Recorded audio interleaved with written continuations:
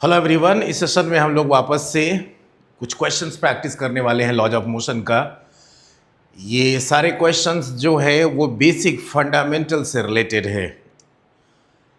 Constant relation का जो questions basic से लेके हाई लेवल के क्वेश्चंस मैं नेक्स्ट डीपीपी में डिस्कशन करूंगा। कुछ जनरल क्वेश्चंस जो मैंने देखा है जो ज़्यादातर बच्चों को परेशान करता है, उस टाइप के मैंने कुछ क्वेश्चंस यहाँ पे लिए हैं। बहुत सारे कॉन्सेप्ट आपके क्लियर होंगे इन क्वेश्चन से। और यूजुअली मैं देखता हूँ कि कैनेमैटिक्स पार्ट जो शुरुआत का जो लॉज ऑफ मोशन होता है वहाँ पे बच्चों को प्रॉब्लम हो जाता है, जिस वजह से बच्चा आगे के फिजिक्स में कॉन्फिडेंस लूज करता है। तो मैं ट्राई करूँगा वन साइड से 11th के कुछ क्वेश्चंस मैं सॉल्व करके डालूंगा और वन साइड से कुछ 12th के क्वेश्चन जो थ्योरी पार्ट होंगे या कंप्लीट लेक्चर जो मैं पढ़ाऊंगा उसका वीडियो सेपरेट रहेगा। बट ये जनरली मैं as a daily practice problem generally मैं देखता हूँ कि बच्चों में क्वेश्चन प्रैक्टिस की कमी पड़ जाती है। तो जो भी क्वेश्चन यहाँ पे है आप पहले उन क्वेश्चंस को ट्राई करेंगे। आप डायरेक्टली सोल्यूशन ऑब्जर्व नहीं करेंगे किसी भी को सवाल का, पहले आप क्वेश्चन खुद से सॉल्व करेंगे, उसके बाद सॉल्यूशन ऑब्जर्व करेंगे। ठीक है, तो स्टार्ट करते हैं। फर्स्ट क्वेश्चन हमारे सामने में है, painter of mass m stands on A crate of mass m and pulls himself up by a rope which hang over pulley as shown। Question आगे का आप रीड कर सकते हैं। सिंपल, यहाँ पे एक ट्रे है, क्रेट बोल सकते हैं, इस पे एक आदमी है, ट्रे का मास m दिया हुआ है, आदमी का मास m दिया है, ये इसको पुल कर रहा है। मूव्स, अब ये दिया हुआ है the force F and the moves up with uniform acceleration A। ये पूरा का पूरा सिस्टम जो है अपवर्ड डायरेक्शन में A एक्सेलरेशन से मूव कर रहा है। Neglecting the fact that no one could do this for long time, बहुत शॉर्ट ड्यूरेशन ऑफ टाइम के लिए सब सारी चीज़ें हो रहा है, तो हमें इसमें फाइंड करना है कितना फोर्स ये एग्जर्ट करता है। ठीक है, सब्जेक्टिव क्वेश्चन है, यहाँ पे ऑब्जेक्टिव ऑप्शंस मैंने इंक्लूड नहीं किया। आगे जो क्वेश्चंस है उसमें ये ऑप्शंस भी है। सिंपल क्वेश्चन को सॉल्व करते, लास्ट टाइम भी मैंने इस टाइप का एक सवाल किया था। ऐसा जब भी रहे तो ये जो प्लेटफॉर्म है और प्लस मैन है, इसको एक सिस्टम कंसिडर कर लेंगे और सिस्टम का मास हो जाएगा m प्लस m और इंटू जी, इस पे डाउनवर्ड फोर्स लगेगा। ये अगर इधर फोर्स F लगा रहे तो इधर भी फोर्स F लगेगा, यहाँ पे भी फोर्स F और यहाँ पे भी फोर्स F। पूरे सिस्टम को हम इस तरीके से कंसिडर करेंगे कि अपवर्ड इस पे 4F फोर्स लग रहा है, downward m plus m into g force लग रहा है। अगर इसका एक्सेलरेशन A अपवर्ड है तो हम लोग लिखेंगे equation 4F minus m plus m into g is equals to m plus m into A। अगर हमें एक्सेलरेशन पूछ रहा है तो भी हम फाइंड कर सकते हैं और फोर्स पूछ रहा है तो भी हम फाइंड कर सकते हैं। तो चलिए इस सवाल में हम एक्सेलरेशन फाइंड A पूछा हुआ है। So acceleration A is equals to हो जाएगा 4F minus m plus m into g divide by m plus m। ये इसका आंसर हो जाएगा। लास्ट टाइम जब मैंने क्वेश्चन सॉल्व किया था तो वो इक्विलिब्रियम से रिलेटेड था, सिस्टम इक्विलिब्रियम में है, इसमें एक्सेलरेशन पूछा है, बहुत अलग सवाल नहीं है, बिल्कुल सेम है। नेक्स्ट क्वेश्चन पे जाते हैं। इस क्वेश्चन में क्या दिया, ये भी लगभग सेम टाइप का सवाल है। थोड़ा सा इसमें डेटा दिया हुआ है, कैलकुलेशन करेंगे। क्वेश्चन में क्या दिया हुआ है, a painter of mass 100 kg is rising himself and the crate, such an arrangement is called bosun's chair. ठीक है, इसका नाम है। On which he stands as shown, when he pulls the rope the force exerted by him on the crate floor is 400 newton. मतलब normal reaction दिया हुआ है 450 newton. If the crate mass is 25 kg then find the acceleration of the system and the tension in the rope। इसका acceleration upward कितना होगा और यहाँ पे टेंशन कितना होगा ये पूछ रहा है। बहुत सिंपल सा सवाल है। नॉर्मल रिएक्शन हमको दिया हुआ है और अगर मास ऑफ क्रेट हमको दिया हुआ है, आदमी का मास दिया हुआ है 100 kg, फ्री बॉडी डायग्राम बनाएंगे, सॉल्व करेंगे, आंसर आएगा। तो अगर मैन का फ्री बॉडी डायग्राम बनाए तो मैन अगर यहाँ पे टेंशन लगा रहा है, साथ में यहाँ पे भी टेंशन लगे, क्रेट पे भी टेंशन लग रहा है, मैन पे भी लग रहा है। सो मैन पे टेंशन अपवर्ड लग रहा है, साथ में मैन पे एक और फोर्स लगेगा, नॉर्मल रिएक्शन अपवर्ड, और इस पे नीचे की तरफ लगेगा, इसका 100 kg मास है, 100 g। जितना एक्सेलरेशन पूरे सिस्टम का होगा उतना ही एक्सेलरेशन मैन का भी होगा। इक्वेशन लिखेंगे t plus N minus 100 g is equals to 100 a। ये हमारा फर्स्ट इक्वेशन हो जाएगा। अगर प्लेटफॉर्म के लिए लिखे तो प्लेटफॉर्म पे ऊपर की तरफ लग रहा है टेंशन, नीचे की तरफ इसका मास जो 25 g ये लगेगा, साथ में एक नॉर्मल रिएक्शन, क्योंकि मैन प्लेटफॉर्म पे है, मैन पे नॉर्मल रिएक्शन ऊपर लगेगा और प्लेटफॉर्म पे नॉर्मल रिएक्शन नीचे की तरफ लगेगा, और इसका एक्सेलरेशन अपवर्ड है। तब इक्वेशन लिखेंगे अपवर्ड में टी फोर्स एक लग रहा है T minus N minus 25g is equals to 25a। ये हमारा सेकेंड इक्वेशन हो गया। दोनों इक्वेशन को इजीली सॉल्व कर सकते हैं। यहाँ पे अगर हम लोग पुट करें और n का वैल्यू क्वेश्चन में दिया है 450 न्यूटन, तो पहला फर्स्ट इक्वेशन अगर यहाँ पे लिखे तो t plus N minus 100g is equals to 100a। एक काम करते हैं, t को कैंसिल कर लेते हैं, माइनस यहाँ पे भी माइनस, यहाँ पे प्लस और यहाँ पे माइनस, t कैंसिल हो जाएगा, माइनस 2n और ये लिखेंगे प्लस और माइनस, तो plus 75g 100g minus 25g और ये हो जाएगा इज इक्वल्स टू 25 और माइनस 75a। n का वैल्यू हमको पता है, कैलकुलेशन मैं यहाँ पे साइड में कर देता हूँ। n का वैल्यू है 450, तो minus 2 into 450 plus 75g 750 is equals to minus 75a। ये हो जाएगा 900, minus 900 plus 750 is equals to minus 75a। ये हो जाएगा 150, minus 150 is equals to minus 75a। Acceleration आ जाएगा 2 मीटर पर सेकेंड स्क्वायर। एक्सेलरेशन आ गया तो टेंशन पूछा है, किसी भी एक इक्वेशन में पुट कर देंगे, आंसर आ जाएगा। इस इक्वेशन में पुट करते हैं। सो t प्लस n का वैल्यू है 450 माइनस ये हो जाएगा 1000 is equals to 100 into 2, 100 into 2। सबको कैलकुलेट करेंगे, अगर ये 200 हो गया, इसको इधर लेके आते हैं, 1200 minus 450, so t equals to 1200 minus 450, ये कितना हो जाएगा 750 न्यूटन टेंशन हो जाएगा t। यहाँ पे एक्सेलरेशन 250 मीटर पर एक्सेलरेशन 2 मीटर पर सेकेंड स्क्वायर और टेंशन 750 न्यूटन के बराबर होगा। अब इसको चेक कर सकते, थोड़ा सा ऑर्गेनाइज वे में मैंने नहीं लिखा है, ठीक है, बट आपको समझ में आएगा। सिंपल सा सवाल है, ठीक है। नेक्स्ट क्वेश्चन पे जाते हैं। इस क्वेश्चन में क्या दिया है, 2 monkeys of masses 5 kg and 4 kg are moving along a vertical rope, the former climbing up with an acceleration of 2 meter per second। ये ऊपर वाला मंकी 2 मीटर पर सेकेंड स्क्वायर से ऊपर की तरफ जा रहे हैं।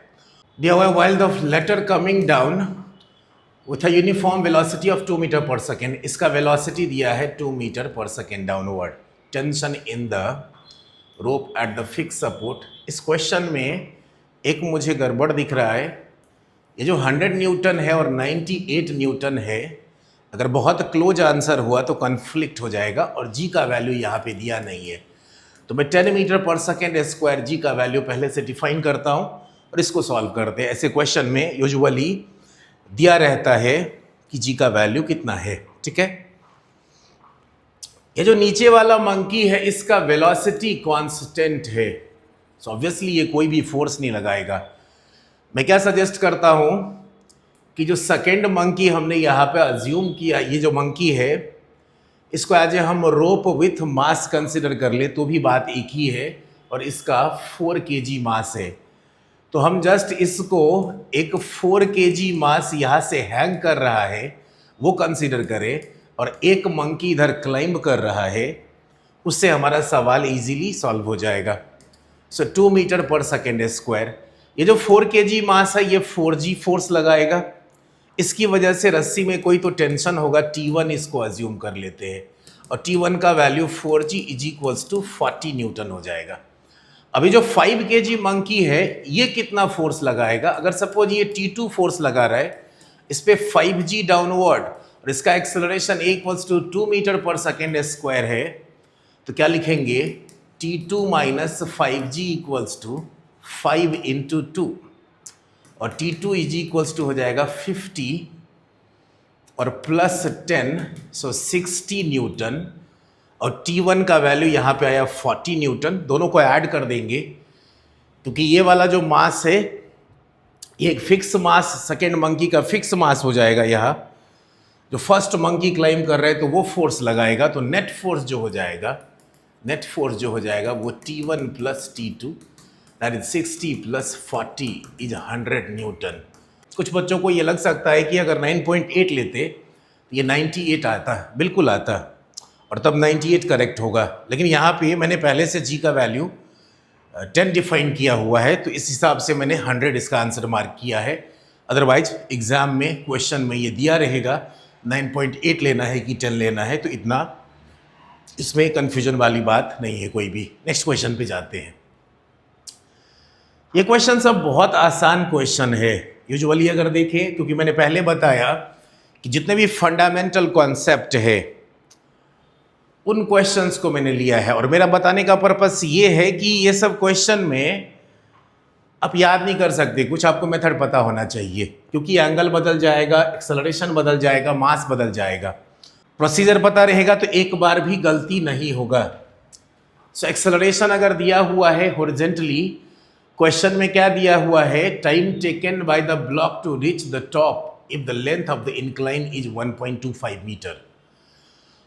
इसको अगर पुश करेंगे, स्मूथ इंक्लाइंड है तो ये ऊपर की तरफ जाएगा। कौन कौन से फोर्सेज लग रहे हैं? mg अगर नीचे लग रहा है तो mg का एक component mg sine theta sine 30 degree इधर लगेगा, और ये जो एक्सेलरेशन है इस एक्सेलरेशन की वजह से हम यह अज्यूम करते हैं कि इसमें बैठ के कोई बंदा देख रहा है, वो नॉन इनर्शियल कंसीडर करेगा और सूडो फोर्स लगाएगा इधर ma। तो इसका एक कंपोनेंट इधर हो जाएगा, ये 30, तो ये भी एंगल 30 हो जाएगा, तो इधर आ जाएगा ma cos 30 डिग्री। अब नेट एक्सेलरेशन अगर अपवर्ड लेंगे तो अपवर्ड डायरेक्शन में इसका एक्सेलरेशन हो जाएगा, मास कैंसल कर देंगे तो a cos 30 degree minus g sine 30 degree. a का वैल्यू दिया है 10√3, cos 30 डिग्री का वैल्यू होता है √3/2 और माइनस 10 एंड साइन 30 डिग्री 1/2। ये 5 से कट हो जाएगा, ये 3 हो गया 15 और ये हो जाएगा 5, तो 15 माइनस 5 ये हो जाएगा 10 मीटर पर सेकेंड स्क्वायर। नेट एक्सेलरेशन आया अपवर्ड। अब इंक्लाइन प्लेन का हमको लेंथ दिया हुआ है तो सिंपल कैनेमैटिक्स का सवाल हो जाएगा। s is equals to ut plus half at square. s हमको दिया हुआ है 1.25 is equals to u0 plus half into acceleration 10 into t square. इसको मल्टीप्लाई करेंगे, cross multiply, so t equals to हो जाएगा √2.5 डिवाइड बाई 10, ये हो जाएगा 1/4 से कट होगा, सो t इक्वल्स टू 1/2 सेकेंड इसका हमें आंसर मिल जाएगा। सो डी आंसर करेक्ट होगा। बहुत सिंपल सा सवाल है। इस टाइप के क्वेश्चंस पिक करने का मेरा पर्पस यही है कि ज़्यादातर बच्चों में मैं जो देखता हूँ फंडामेंटल में प्रॉब्लम रहता है। अगर आपका फंडामेंटल क्लियर है तो हायर क्वेश्चंस आप इजीली सोच पाएंगे। थोड़े ढंग के क्वेश्चंस मैं आगे के लेक्चर्स में लेके आऊँगा, पर फिलहाल मैं फंडामेंटल पार्ट कवर कर रहा हूँ जो मैंने आपको शुरुआत में ही बताया था। Next question, a body is thrown up in a lift with a velocity of 5 meter per second relative to the lift and the time of flight is found to be 0.8 second. The acceleration with which the lift is moving up. ये भी बहुत fundamental question है. Motion of a body in accelerating frame का concept अगर बच्चे को पता रहता है तो सवाल इजीली बनेगा. अब किसी बॉडी को अगर यहाँ से थ्रो किया, इसका स्पीड दिया हुआ है u, ऑब्वियसली इस पे ग्रेविटी डाउनवर्ड लगेगा, लेकिन लिफ्ट का अगर एक्सेलरेशन अपवर्ड है तो वेलोसिटी जो u दिया हुआ है ये दिया है रिलेटिव टू लिफ्ट. ठीक है. अब टाइम ऑफ फ्लाइट मतलब इसको ऊपर जाकर के नीचे आने में कितना टाइम लगा ये हमको पूछ रहा है. तो अगर ये u रिलेटिव दिया है तो एक्सेलरेशन रिलेटिव फाइंड करना पड़ेगा. Acceleration of ball with respect to lift is acceleration of ball minus acceleration of lift. Acceleration of ball downward है minus g और lift का acceleration upward है. upward को मैं पॉजिटिव लूंगा, downward को मैं नेगेटिव ले रहा हूं. तो upward पॉजिटिव होगा तो माइनस a और minus of g plus a. इसका मतलब acceleration of ball with respect to lift जो हो गया वो g प्लस a हो गया डाउनवर्ड वर्ड हो गया. माइनस साइन लगाने की जरूरत नहीं है अगर मैंने यहां पे डाउनवर्ड मेंशन कर दिया पहले से. तो अब ये सिंपल सवाल हो गया, सिंपल किनेमैटिक्स का सवाल हो गया. टाइम ऑफ फ्लाइट का फॉर्मूला होता है 2u by net acceleration, effective acceleration. इस फार्मूला में पुट कर देंगे और आंसर आ जाएगा. टी का वैल्यू हमको पता है, दिया है 0.8. So 0.8 is equals to 2 into u का वैल्यू हमको सवाल में दिया हुआ है 5 डिवाइड बाई जी 10 ले लेंगे. 10 प्लस एक्सेलरेशन ए ले लेंगे यहाँ पे, क्योंकि ए नेट चाहिए और ए नेट का वैल्यू हमने रिलेटिव से फाइंड किया जो कि हमारा लिफ्ट का, बॉल का लिफ्ट के रिस्पेक्ट में जो है वो आ रहा है. सब इसको सिंपली हम कैलकुलेशन करें, सिंपल कैलकुलेशन कर लेते. 10 मल्टीप्लाई हो जाएगा, ये हो जाएगा 8 और प्लस ये हो जाएगा 0.8 a इज इक्वल्स टू 10.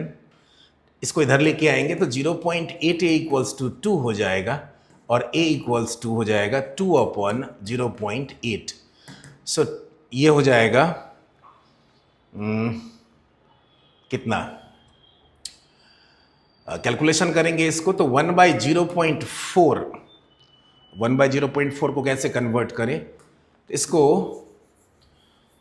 अगर यहाँ पे कैलकुलेशन में कर देता हूँ ऊपर में, so a is equals to 2 upon 0.8. Decimal को ऊपर लेके जाएंगे, 20 डिवाइड बाई 8, ये हो जाएगा 10/4, दैट इज 2.5 मीटर पर सेकेंड स्क्वायर. इसका लिफ्ट का एक्सेलरेशन हो जाएगा. तो सिंपल सा सवाल है, ये भी फंडामेंटल सवाल है. और मैं बहुत बार ये मैं बच्चों से कितनी बार पूछता था, मैं देखता हूँ बहुत सारे बच्चे, अगर 40-50 का बैच है ऑफलाइन, तो अगर जनरल क्राउड है, फिल्टर्ड क्राउड नहीं है, फिल्टर्ड क्राउड की नहीं बात कर रहा हूँ मैं, मतलब जो आप टेस्ट लेकर के जो परफॉर्मिंग बच्चे हैं उनको आपने सेपरेट कर दिया एंड देन उन सब क्लास में ये सब सवाल कराने की ज़रूरत ही नहीं पड़ती है, ये सब बहुत फंडामेंटल है, वो आते हैं. मैं जनरल क्राउड की बात कर रहा हूँ. ठीक है. उसमें अगर 50 बच्चा है, 4-5 को छोड़ दिया जाए तो ज़्यादातर बच्चे स्ट्रगल करते हैं फंडामेंटल लेवल के क्वेश्चंस में. अब यहाँ पे बहुत आसान सा सवाल है, कैनेमैटिक्स है, साथ में यहाँ पे रिलेटिव एक्सेलरेशन आ गया. लिफ्ट का सवाल है तो लॉज ऑफ मोशन का सवाल लग रहा है, बट बेसिकली ये रिलेटिव मोशन और काइनेमैटिक्स को मर्ज कर दिया गया है. अब एक्सेलरेशन है यहाँ पे, इसीलिए इसको हम फोर्स वाले टॉपिक में, लॉज ऑफ मोशन में कंसीडर कर सकते हैं. बट सवाल बहुत सिंपल सा है. नेक्स्ट क्वेश्चन पे जाते हैं. अब ये सवाल जो है स्ट्रिंग पुली सिस्टम का ये सवाल है. बहुत डिटेल में स्ट्रिंग पुली वाला पार्ट जो है, जब मैं कॉन्स्टेंट रिलेशन नेक्स्ट लेक्चर में मैं कंडक्ट करूँगा, उसमें मैं बहुत डिटेल में रिलेशंस फाइंड करके बताऊंगा. बट यहाँ पे हम सिंपल तरीके से इसको सॉल्व कर सकते हैं, क्योंकि अगर ये मास है यहाँ से हैंग हो रहा है तो इस मास पे यहाँ पे ड्राइविंग फोर्स लगेगा mg और पूरा सरफेस जो है वो स्मूथ है, तो अपोजिंग फोर्स कोई है ही नहीं. नेट एक्सेलरेशन जो होता है apparent weight upon net mass होता है. और अपरेंट वेट क्या पढ़ते हैं, driving force minus opposing force upon net mass. तो ड्राइविंग फोर्स यहाँ पे एक ही है mg, और नेट मास जो है यहाँ पे n मासेज है और एक ही मास ये है, तो m प्लस s से n स्मॉल मास है, ठीक है। n स्मॉल मास, मास इसका दिया नहीं है बट स्मॉल m यूज किया है, तो हम ये अज्यूम कर लेते हैं इसका मास स्मॉल m है, तो इसका nm ये एक्सेलरेशन हो गया। अब क्वेश्चन में क्या पूछ रहा है, the tension in the string connected to the nth mass, ये nth मास है, यहां पे टेंशन क्या होगा। ये देखिए ये मास पे ओनली टेंशन लग रहा है, जितना एक्सेलरेशन इसका डाउनवर्ड होगा उतना ही एक्सेलरेशन इसका होगा।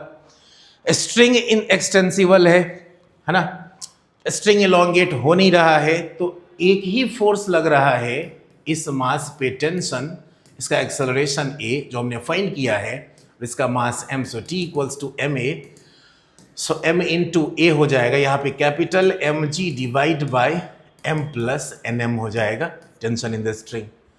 तो mmg divide by nm plus m, ये आंसर हो जाएगा। बहुत सिंपल सा सवाल है, कितना भी यहाँ पे ये स्ट्रिंग दिया रहे और कितना भी मास दिया रहे तो फर्क नहीं पड़ता है। जिन बच्चों को ये पार्ट नहीं पता है कि ये क्या होता है, तो आप, मुझे लगता है कि आपको पता होगा, अगर नहीं पता है तो आप वेट कीजिए, नेक्स्ट लेक्चर में हम इन सब चीज़ों के बारे में बात करेंगे जब हम कांस्टेंट रिलेशन पढ़ेंगे तब।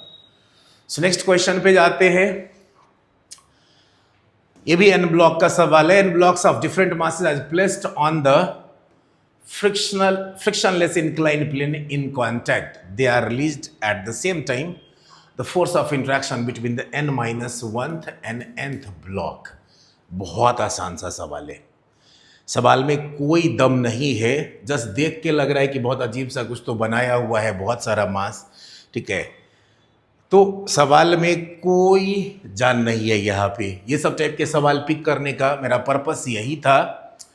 बहुत सारे बच्चों को ये सब चीज़ें आते रहता है, कर भी लेते हैं बच्चे, पर बच्चे को कॉन्फिडेंस दिलाना भी कितनी बार इम्पोर्टेंस रखता है कि ये सब सवाल जो है ये कुछ भी नहीं है, तुम देख दे, क्योंकि बहुत सारे बुक में बहुत सारा सवाल है, बच्चा बहुत सारा मटेरियल फॉलो करता है at the same time, institute का मॉड्यूल, उसके बाद previous years question PYQ, then और मल्टीपल ऑथर्स के बुक, और सब में से थोड़ा थोड़ा करता है बच्चा। तब तक में, जब तक में सब में से थोड़ा थोड़ा करते करते बच्चा एक लेवल तक पहुंचता है, तब तक टेस्ट डिक्लेयर हो जाता है, और टेस्ट के बाद फिर नए टॉपिक में लग जाते हैं बच्चे, और किसी भी एक बुक का सारा चीज़ रह जाता है।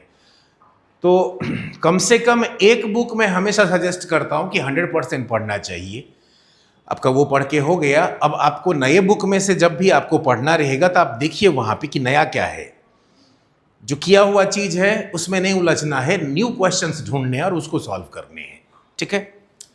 ये सब सवाल बिल्कुल डिफिकल्ट नहीं है, देख करके हम आंसर कर सकते हैं 0, क्योंकि सबका एक्सेलरेशन जो होगा डाउनवर्ड g sin थीटा ही होगा, सबका एक्सेलरेशन g sin थीटा होगा, क्योंकि सरफेस जो है वो स्मूथ है, और सरफेस स्मूथ है तो कोई भी दो ब्लॉक के बीच में अगर देखेंगे, इसका भी acceleration same, that is g sin theta, इसका भी g sin थीटा, इसका भी g sin थीटा, ठीक है। कोई भी रिलेटिव एक्सेलरेशन एक दूसरे के बीच में है ही नहीं, ठीक है।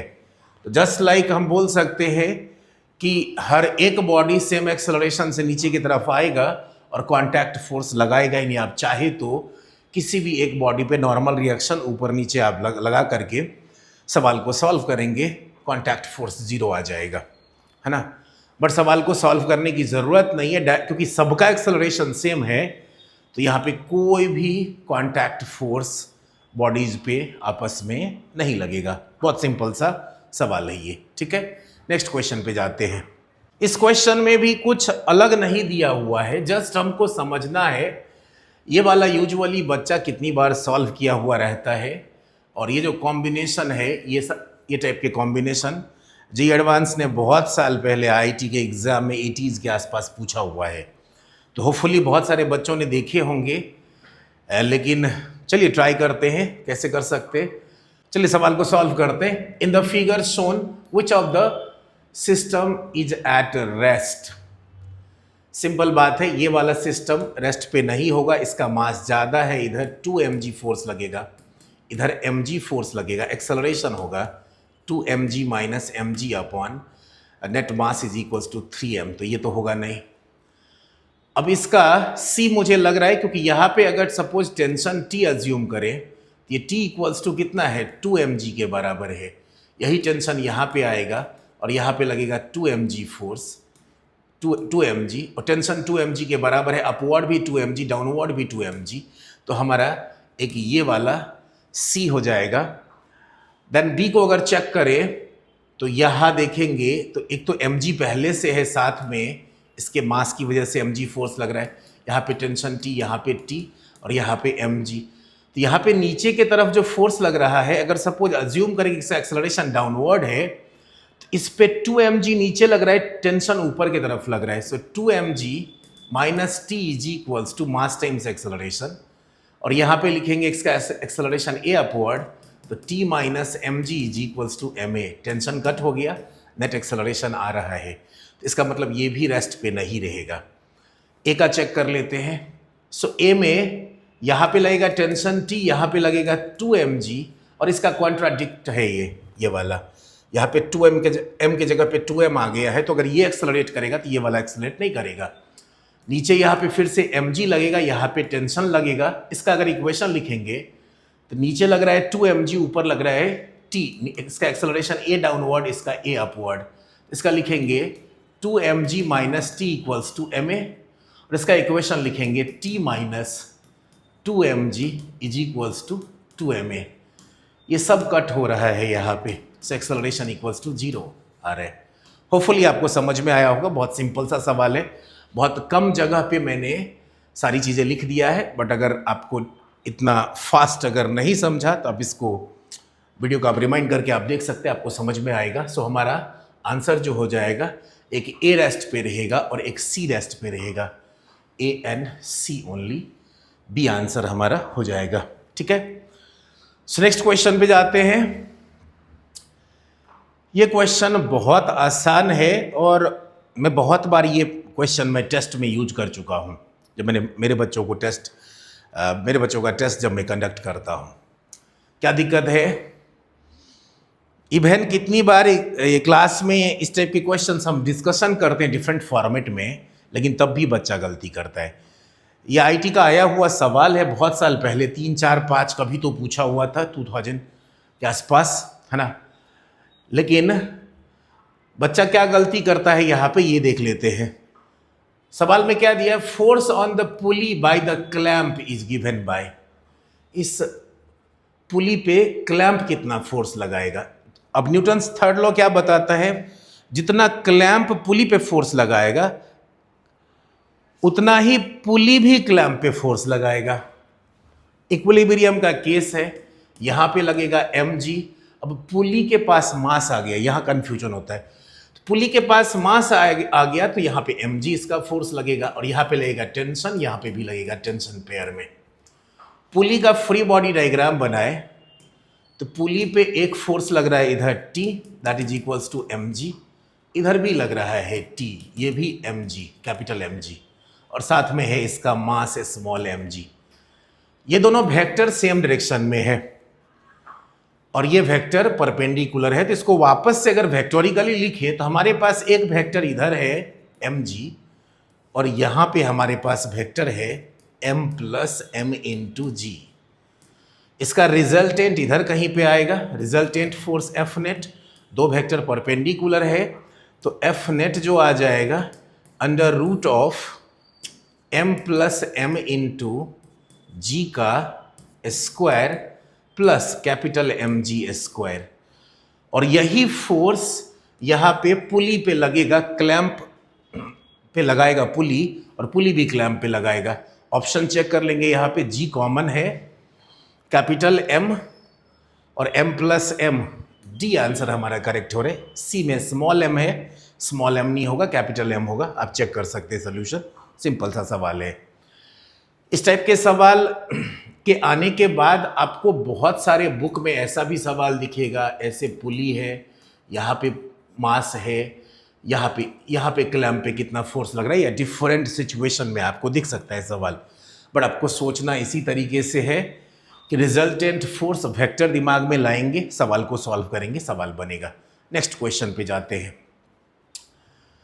अब ये क्वेश्चन में अभी जो मैंने कुछ देर पहले एक क्वेश्चन सॉल्व किया था, एग्जैक्टली सेम टाइप का ये क्वेश्चन है, जिसमें 4 मास पुली सिस्टम था, इसमें 2 मास पुली सिस्टम है। ये भी सेम टाइप का सवाल है। मैंने पहले बताया सारे फंडामेंटल क्वेश्चंस मैंने पिक किया हुआ है, ठीक है। पर्पस ये है कि बच्चा को F=ma आता है, बच्चा को टेंशन आता है, बच्चा को मास पुली सिस्टम के बारे में आइडिया है, बट बच्चे का हाथ नहीं चलता है, ठीक है। तो कभी भी फिजिक्स जब भी पढ़े या कोई भी न्यूमेरिकल पेपर जब भी पढ़े तो लिख लिख के पढ़े, है ना। हाथ चलना चाहिए, पढ़ने से नहीं होता है। सीधे सीधे पढ़ जाएंगे या रट जाएंगे तो रट करके आप बोर्ड मात्र कर सकते हैं, अच्छे से पास कर सकते हैं रट करके। उसमें भी 90-95% रट के नहीं आता है किसी को। रट के जुगाड़ पे आप थोड़ा बहुत मार्क्स ला सकते हैं, 60%, 70%, 80% मार्क्स रट के ला सकते हैं। चलो 85 ले आए, थोड़े समझ लिए, थोड़े रट लिए। बट जो 90% प्लस जो मार्क्स बच्चा लाता है, यूजुअली 10th हो या 12th हो, तो वो रट के नहीं लाता है, ठीक है। चलिए आते हैं सवाल पे।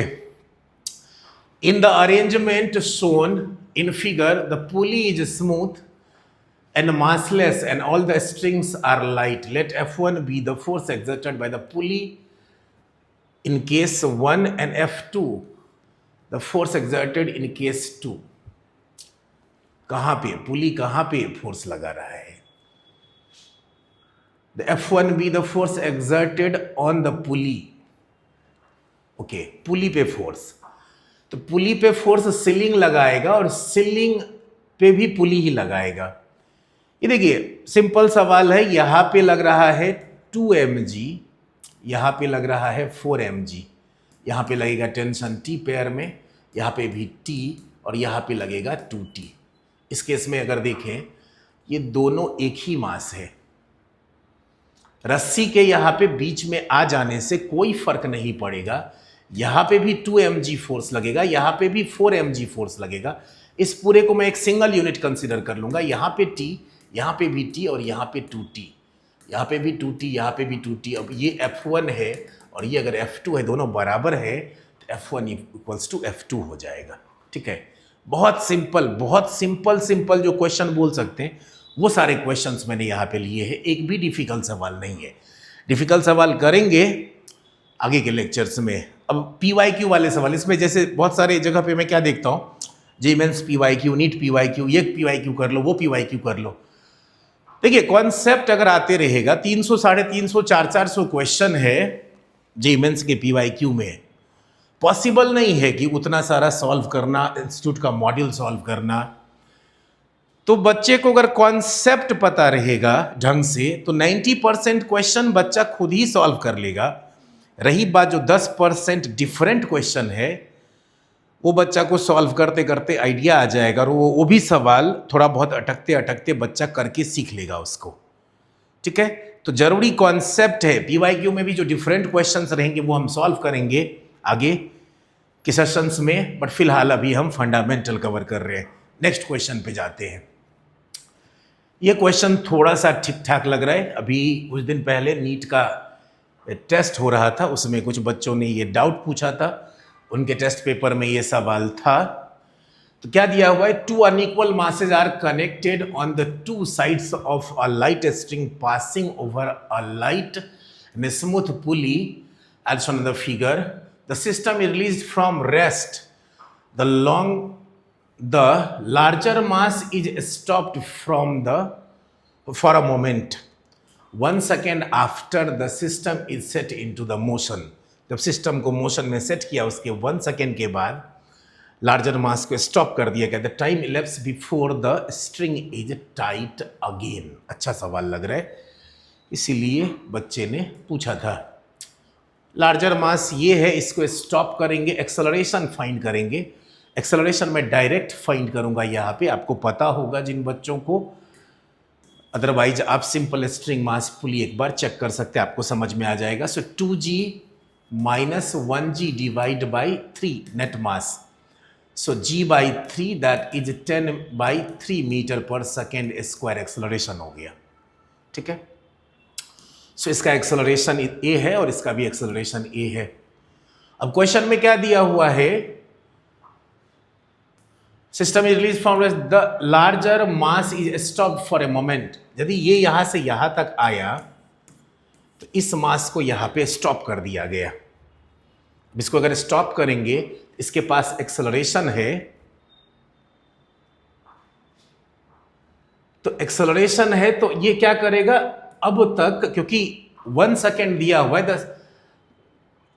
The larger mass is stopped for a moment 1 second after the system is set into the motion. मतलब ये मास 1 सेकेंड यहां से यहां तक ट्रेवल कर चुका है, तो 1 सेकेंड में इसने कुछ वेलोसिटी अक्वायर कर लिया होगा। तो वेलोसिटी फाइंड कर लेते, v equals to u plus a t. Velocity initial 0 है तो v equals to a 10/3 into t 1 है, 10/3 मीटर पर सेकेंड इसका वेलोसिटी आ गया, ठीक है। अब क्या पूछ रहा है, the time ellipse before the string is tight again. String फिर से टाइट कब होगा। ये मास ऊपर जाएगा और ये मास नीचे आएगा। ऑब्वियसली इसको स्टॉप कर देंगे तो स्ट्रिंग लूज हो जाएगा। अब जैसे ही इसको हटाएंगे यहां से हाथ, तो ये मास यहां से फ्री फॉल होगा, क्योंकि स्ट्रिंग लूज है तो फ्री फॉल होगा। और ये मास भी gravity, under gravity upward move करेगा। तो मतलब छोटे वाले मास के लिए अगर देखेंगे, इसके पास वेलोसिटी है, साथ में इस पे ग्रेविटी एक्ट हो रहा है। जितना डिस्टेंस ये कवर करेगा, सपोज S1 स्ट्रिंग के टाइट होने के लिए, ठीक है, उतना ही डिस्टेंस ये 1 kg मास है, उतना ही डिस्टेंस ये 2 kg मास ग्रेविटी से डाउनवर्ड मूव करेगा, है ना। और दोनों का distance S1 equals to S2 same हो जाएगा। जिस इंस्टेंट पे ऐसा होगा, उस इंस्टेंट पे स्ट्रिंग फिर से टाइट हो जाएगा, है ना। मैं फिर से एक बार बता दूं, बहुत सारे बच्चों को समझने में दिक्कत हो सकता है। ये अभी स्ट्रिंग जैसी इसको रोके तो इसके पास कुछ वेलोसिटी था, ये वेलोसिटी से ऊपर गया, है ना, ये वेलोसिटी से ऊपर गया और ये नीचे आएगा। तो ये जितना डिस्टेंस कवर किया ऊपर के तरफ, ठीक है, अगर ये उतना ही डिस्टेंस नीचे की तरफ कवर कर ले तो ये रस्सी फिर से टाइट हो जाएगा और ये ऊपर पहुंच गया, उतने देर में ये नीचे आ गया, रस्सी टाइट हो गया और कंटिन्यू मोशन आगे रहेगा। आगे का मोशन के बारे में हमको कुछ भी नहीं पूछा है।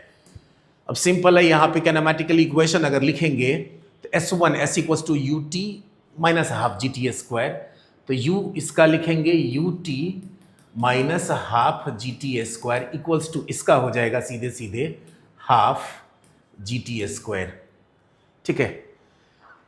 ये इसको इधर लेके आएंगे क्योंकि ये डिस्टेंस S2 फ्री फॉल यहां से कर रहा है, क्योंकि इसको रोका था हमने, रोकने के बाद इसको यहां से छोड़ा तो इसका इनिशियल वेलोसिटी 0 है, तो ये ut plus half a t square में u वाला टर्म 0 हो जाएगा। यहाँ पे वेलोसिटी इसके पास है, इसलिए ut से ये ऊपर जाएगा minus half g t square. इसको इधर लेके आएंगे, इक्वेशन में लिखेंगे ut equals to half g t square plus half g t square, so आ जाएगा जी टी स्क्वायर, एक t कैंसिल कर लेंगे, सो t का वैल्यू आ जाएगा u बाई जी। u का वैल्यू हमको पता है 10/3 डिवाइड बाई g का वैल्यू लेंगे 10, सो दैट इज 1/3 सेकेंड, हमारा आंसर हो जाएगा D, ठीक है। इस सवाल को मैं सजेस्ट करूंगा कि आप बिना सोल्यूशन देखे हुए कीजिए, थोड़ा रुकिए सवाल पे, सवाल को सोचिए, इसके पॉसिबिलिटी के बारे में सोचिए, क्या क्या और चेंजेज पूछे जा सकते हैं इसमें, इसके बारे में सोचिए। फिजिक्स का न्यूमेरिकल जो है ये ऑल अबाउट थिंकिंग। आप जितना सोचेंगे उतना आपको हेल्प करेगा आगे ये और भी क्वेश्चंस को सॉल्व करने में, ठीक है। बहुत दिमाग लगाने वाला सवाल सब ये नहीं है, बिल्कुल आउट ऑफ द बॉक्स सवाल नहीं है, बिल्कुल ये एडवांस वाले क्वेश्चंस नहीं है। मैं पहले दिन भी क्लियर कर दिया हूं, यदि जे एडवांस का क्वेश्चन रहेगा तो स्पेशली मैं यहाँ पे मेंशन कर दूंगा। अगर मेंशन किया हुआ है वहाँ पे जे एडवांस लेवल तो वो जे एडवांस है, अदरवाइज क्वेश्चन जो रहेगा वो सब फंडामेंटल ही रहेगा।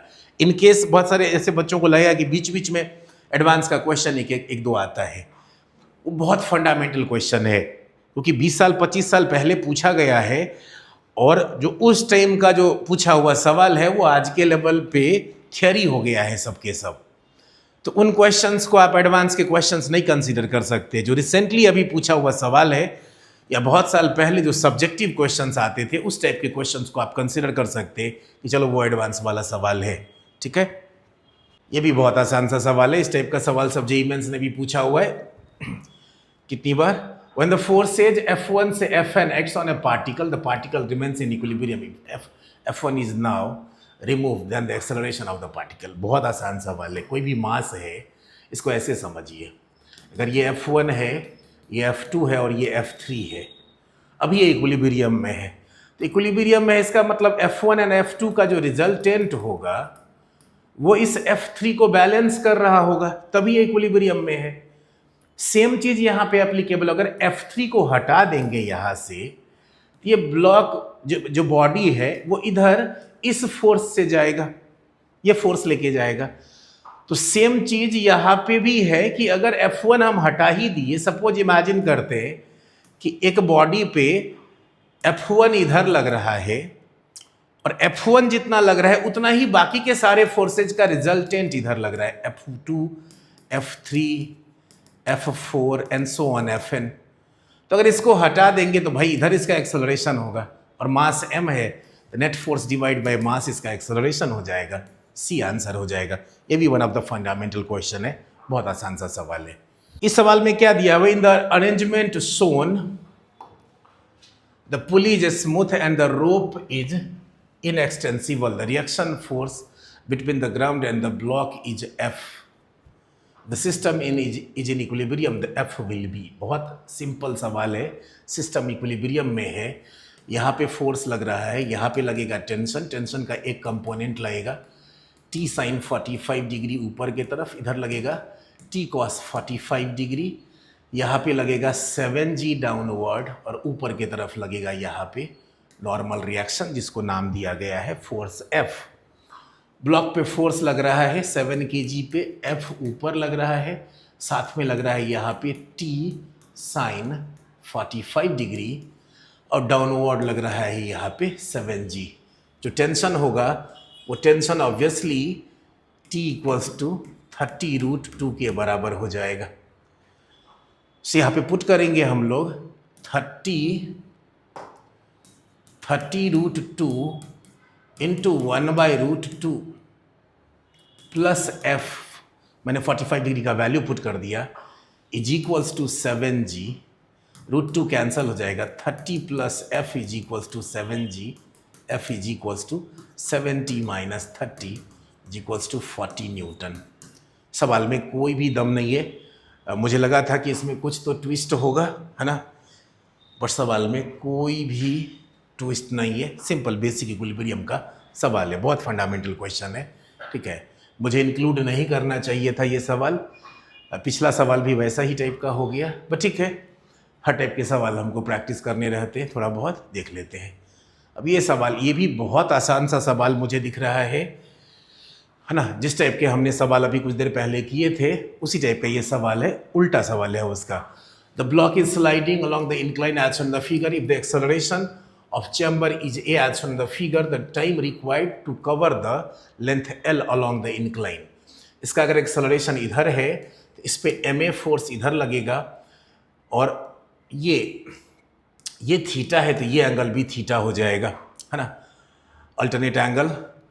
सो यहाँ पे एक कंपोनेंट आ जाएगा यहाँ पे ma cos थीटा, और mg जो डाउनवर्ड है, इस mg का एक component mg sin theta already इधर है।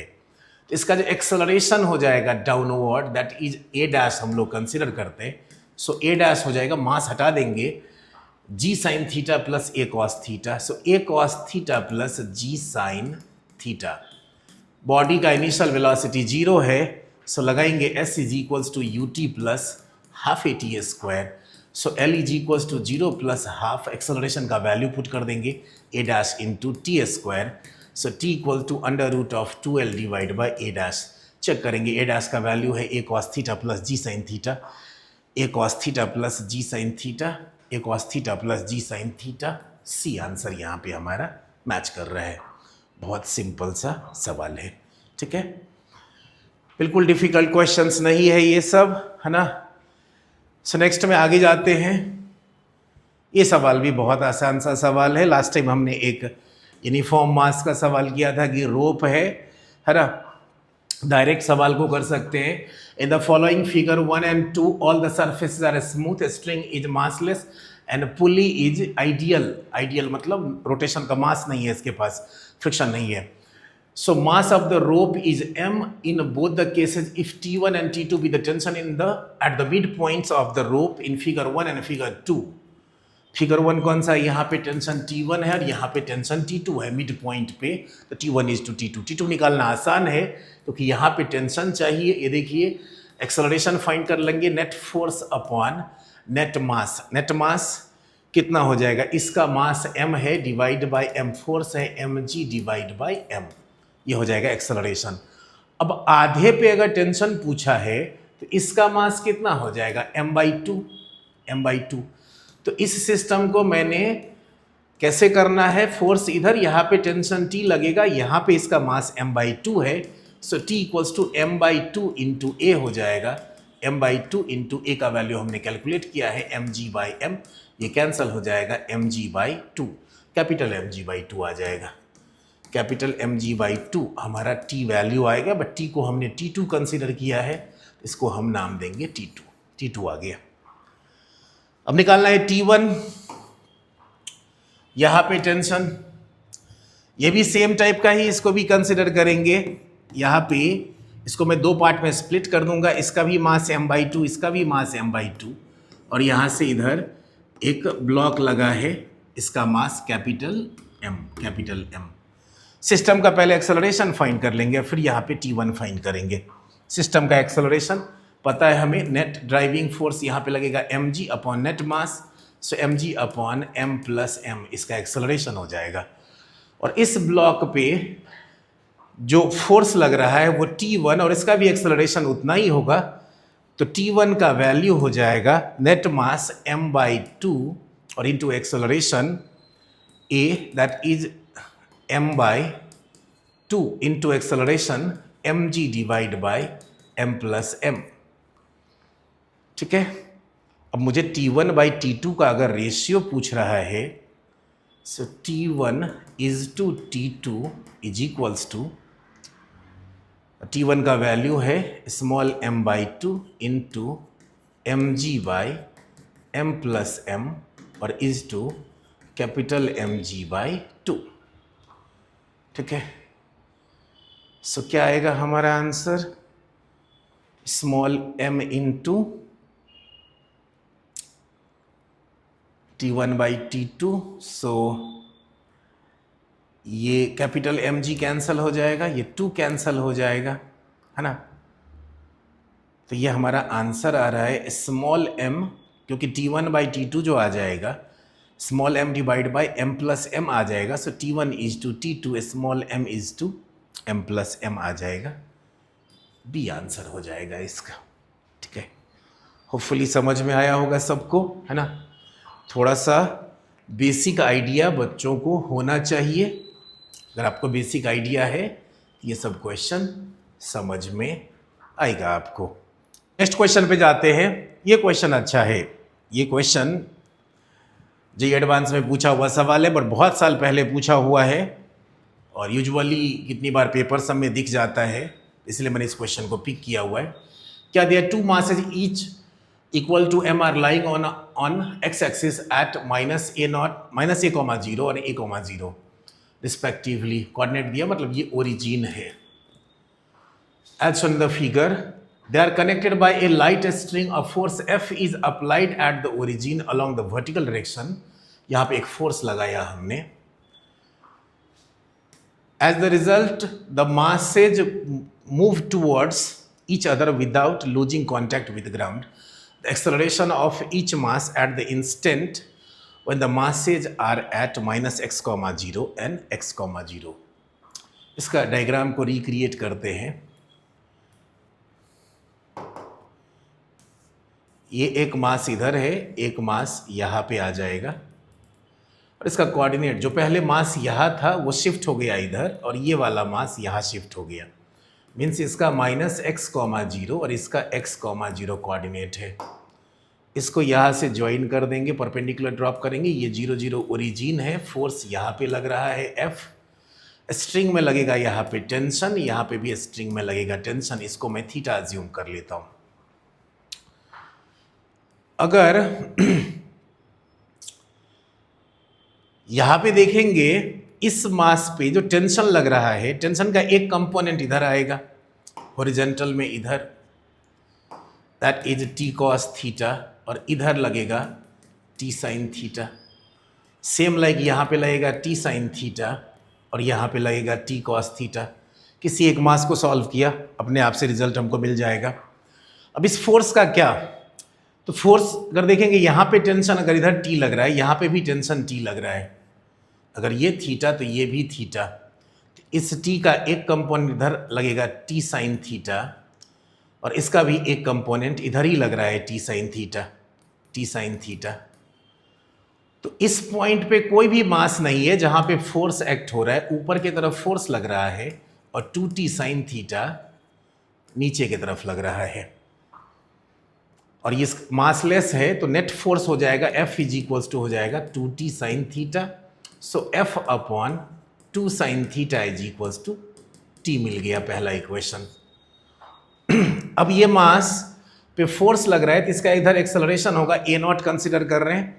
तो सेकेंड इक्वेशन लिखेंगे तो t cos theta is equals to ma0, और a0 equals to t cos theta divide by m।